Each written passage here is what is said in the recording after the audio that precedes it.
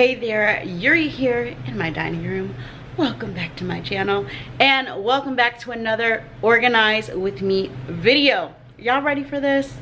It's been a minute. I feel like I say this every video. You know the drill by now. I'm working on consistency. For Q3, we will be in check. So guys, today, once again, is gonna be an Organize With Me video. The goal really was to organize my bathroom, kind of closet area, and my kitchen pantry, but I think realistically we're gonna have to split this video into two parts. So right now this is part one that you're watching, which is my kitchen pantry organization. Trust me, it's gonna be Pinterest worthy. I'm really excited to get started and share with you. So I'm gonna keep this intro pretty brief.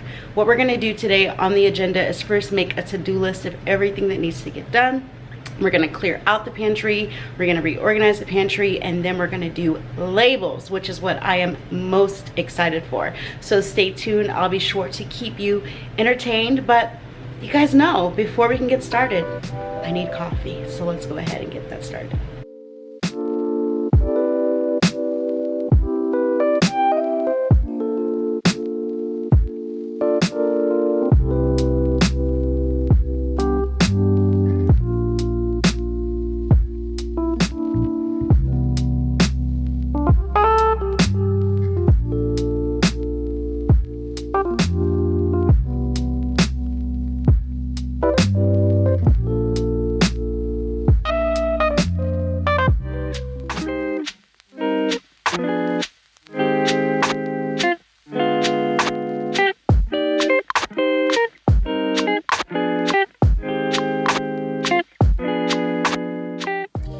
Here you see me using one of my free printables. This is my daily time block calendar that I do have available on my website. I'll be sure to link it down in the description below.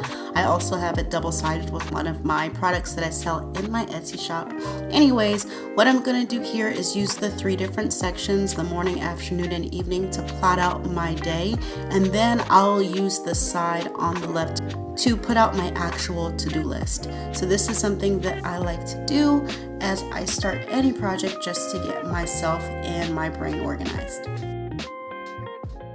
And here you see the before of my pantry. As you can tell, it is somewhat organized, but it has since become a mess. So we definitely need to go back in and review the systems that I have in place. And then on this left-hand side, you see I did add this organizer from Amazon. I'll be sure to link it. I'm gonna go ahead and use these same Ikea jars and mason jars, but the goal for this project is to create and add my own labels.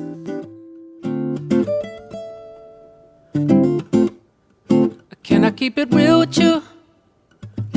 Everything I try to do lately has failed. I keep on falling. I'm running out of ways to lose. I bet think it was a use in even trying. When it all goes crashing down, I've been trying to keep my cool, yeah. I'm not really sure how much more I can take, but my next move, it could be the one that breaks through. There's no way to know, it's just the way it goes. Sometimes it works out. Okay, so I just only cleared out one shelf, and this is everything that was on that one shelf. Canned goods down here, more kind of backup stuff over here. And this is what I have left to go. So I still have to do the top, which for me functions as backstock, which we'll get to later. And then I have to do these. So this is normally where I keep ramen, baking supplies, and then like pasta and stuff. And this is the shelf that I just emptied. And this is like oil, seasonings, and like aluminum foil, freezer bags, all that kind of stuff. Tomato soup, chicken stock, all that kind of stuff. And then down there is where I keep potatoes, garlic, and onions so that they're always on hand. Here's recycling. So the overall functionality of all of this isn't going to change. What's going to change is it's going to be reorganized, and I got one more basket to go in the center. So we're going to go ahead and start setting this up, because as you can see, I really don't have a lot of space to work with. So if you have a small apartment space it may not be in your best interest to take everything out all at once. One, because that can be overwhelming. If I literally took everything out right now, I would feel overwhelmed, and my stuff is already somewhat organized. And two, I just don't have the space for it. So though it is recommended that you do take everything out when you reorganize, if you can't do it, you can't do it. So we're gonna start things one at a time, and we're gonna go ahead and build up this basket shelf.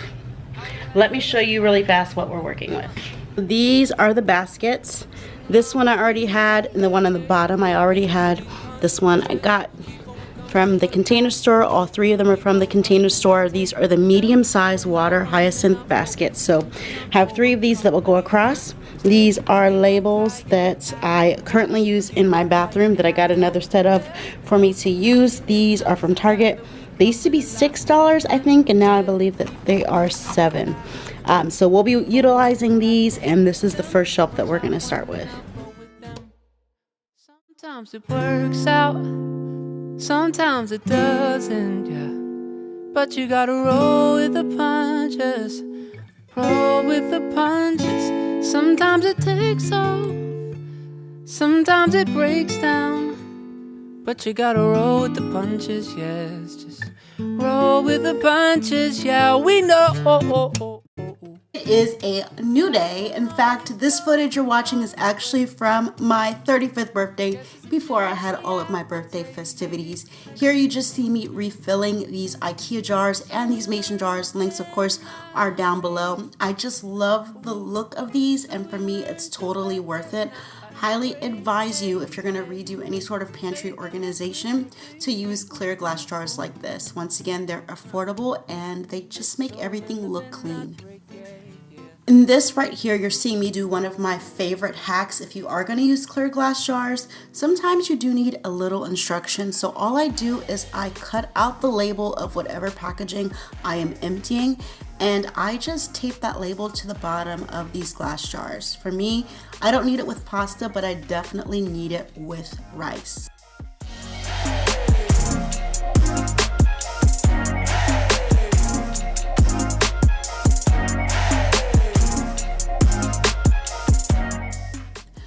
I already have the one for my white rice, my jasmine rice, taped to the bottom, and so now I have both my white rice and my brown rice, and the look of this is still clean. You cannot see it from the bottom, and it just does the trick.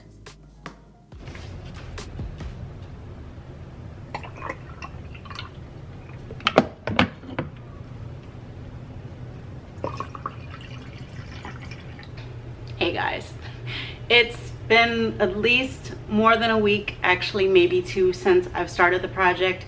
Had a couple other things going on, like my birthday. I turned 35, and just work and just a lot of other things, a few trips that I had to make out of town for personal reasons. And so we're finally back. We're gonna finish this project. And last night, I'll be sure to show some footage of this, I went on Avery's website to help me make these labels. This is template 4397, and I'll be sure to link this down below, but this is what's going to finish our project today. This is my first time using these labels. These are a glossy clear, and they're just one sheet, so you can make them any shape that you like.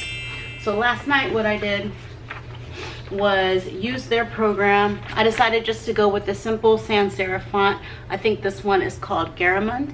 And all I'm gonna do right now is I'm printing it on regular paper so I can see the font sizes that I want to use. So I think this is 60, these three here, I think this is 36, and I think these are maybe 48, I'm not sure. But I'm gonna cut them out and see what labels best fit. These are all the different jar sizes that I have. 1, 2, 3, 4, and 5. These are mason jars, and then the rest of these jars are ones from Ikea. As with everything, once again, I'll be sure to link it down below. But let's go ahead, figure out what sizes work best, and then we can go ahead and print our labels on this glossy paper and just finish this project. Here you see another one of my hacks. On this paper, I use the brackets to separate what I have on the shelves. So before I took off the jars, I went through each of the shelves and I took note of where each item was. Very simple thing to do. Highly recommend that when you're taking on a project like this, that you lay out the jars first, and then from there go ahead and start making the labels based on where you want to put the jars. Here you see me sizing up the different fonts to the different jars so I can see which font looks the best. That way everything is kind of taken care of before I put it on that final paper. I think this is size 60 and I think this is size 36. If I'm wrong, I'll be sure to correct it in the video. So I have this just how I like it. So I'm gonna go ahead and set up my print settings to make sure that everything is optimized for the glossy paper. So I'm gonna go to more settings, letter, we're gonna keep it custom scale 100, and then I'm gonna go print using the system dialog, and we'll do one copy. We'll say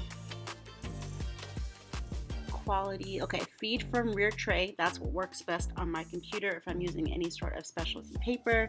Media type, I'm gonna go ahead and say photo to hope that that helps with the glossiness, and then let's put the quality up to best. Now before I hit print, I'm gonna go ahead and load my printer.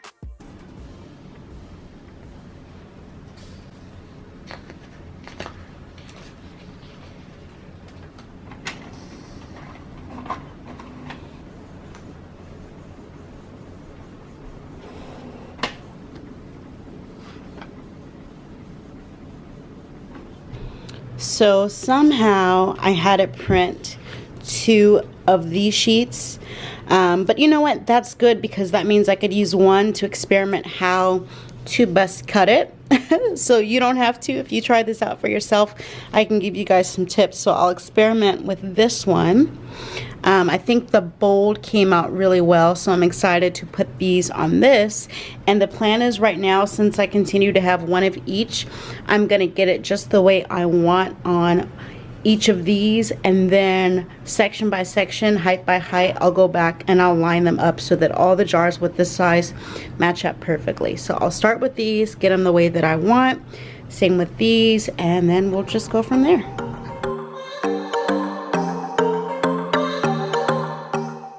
So here are a few do's and don'ts when it comes to applying these particular labels to these particular jars.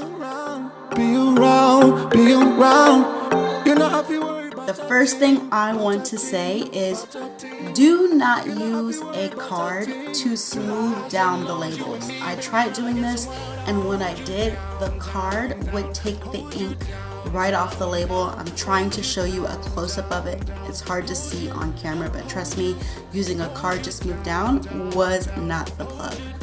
Something I did find useful was using tweezers to try and grab those tight corners.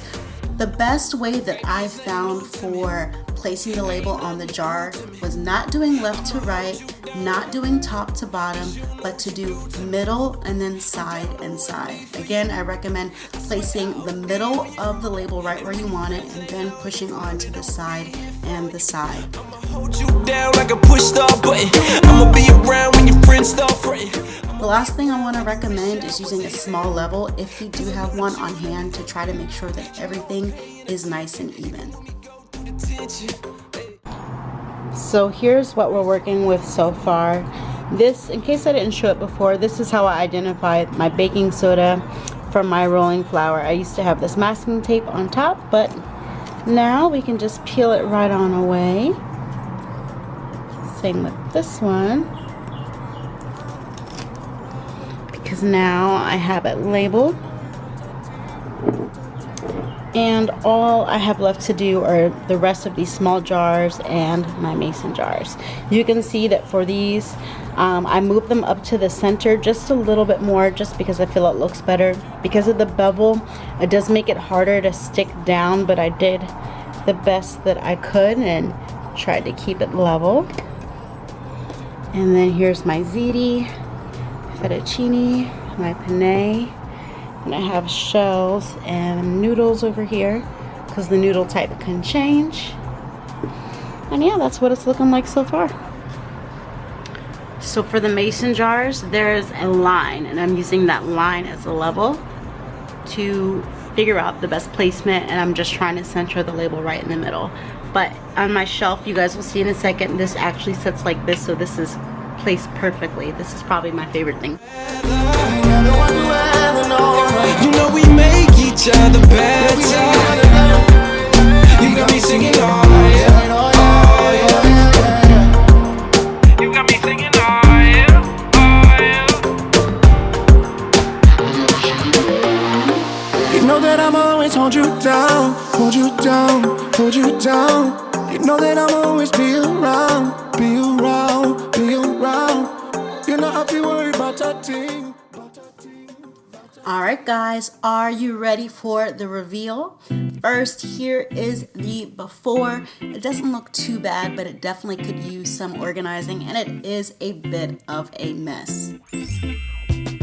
Now, with a little reorganizing and some planning and some labels, here is the after. A nice, clean, pristine, Pinterest-worthy pantry.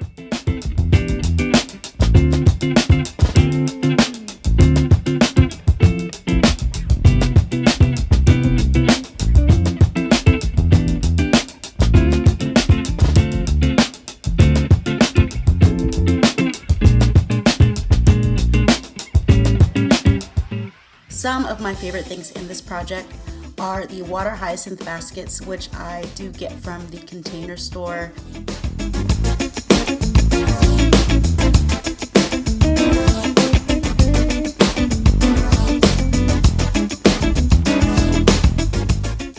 I also have these turnstile tables from Target, which is their Made by Design collection, as well as these white wire baskets, which are also a part of their Made by Design collection. I've had all of these items for quite a while, so I'll be sure to link them in the box down below.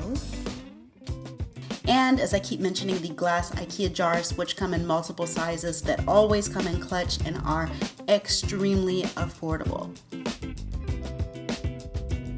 And something that I did not think would be as tricky were these labels. I thought that they would be something really simple and easy for me to do, but I did have a lot of problems trying to get everything right. So I think moving forward, when I do eventually redo this project, I am gonna create my own labels because I already have plans to get a Cricut machine. So that is definitely a future project that we can all look forward to.